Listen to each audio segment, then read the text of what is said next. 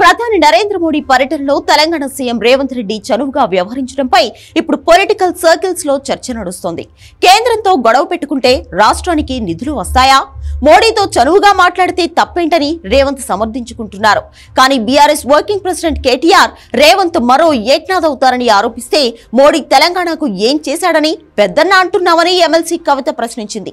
కానీ సీఎం రేవంత్ రెడ్డి దూరదృష్టితోనే మోడీకి దగ్గరవాడిగా నటిస్తున్నారన్న టాక్ కూడా నడుస్తోంది. చేవెళ్ల సభలో గుజరాత్ మోడల్ అంటే రైతులను చంపడమేనా అన్న సీఎం రేవంత్ రెడ్డి ఇప్పుడు తెలంగాణను కూడా గుజరాత్ లో అభివృద్ధి చేయాలని మోడీని కోరారు.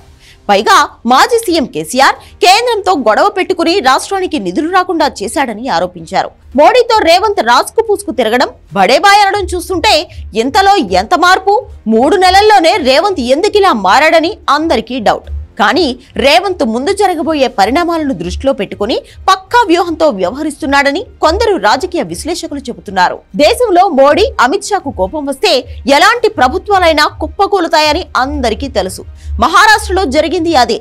ఇప్పుడు హిమాచల్ ప్రదేశ్ కాంగ్రెస్ ప్రభుత్వంలోనూ సంక్షోభం నడుస్తోంది.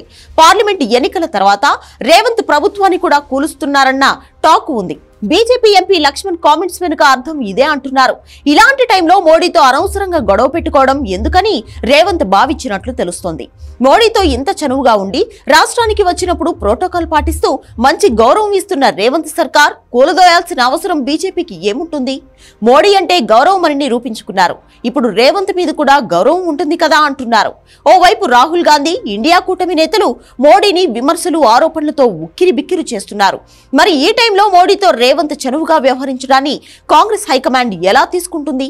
ఢిల్లీ కాంగ్రెస్ పెద్దలకు రేవంత్ ఏమని సమాధానం చెబుతారన్నది కీలకంగా మారింది. కాంగ్రెస్ హైకమాండ్ లో అనుమానాలు రావడానికి బీఆర్ఎస్ లీడర్లు కూడా ఆజ్యం పోస్తున్నారు. కానీ తెలంగాణకు నిధులు కావాలని ప్రధాని మోడీతో మాట్లాడితే తప్పేంటి అని ఆయన వర్గీయులు వాదిస్తున్నారు. రాష్ట్రంలో కష్టపడి కాంగ్రెస్ ను అధికారంలోకి తెచ్చారు రేవంత్ రెడ్డి. అందువల్ల హైకమాండ్ ఆయన్ని అనుమానించే అవకాశం లేదని వాదిస్తున్నారు. ఢిల్లీ పెద్దలను ఎలా డీల్ చేయాలని రేవంత్ కి బాగా తెలుసంటున్నారు కొందరు లీడర్లు. కానీ రేవంత్ మాత్రం ముందు చూపుతోనే మోడీకి దగ్గరవాడిగా నటించినట్లు అర్థమవుతోంది.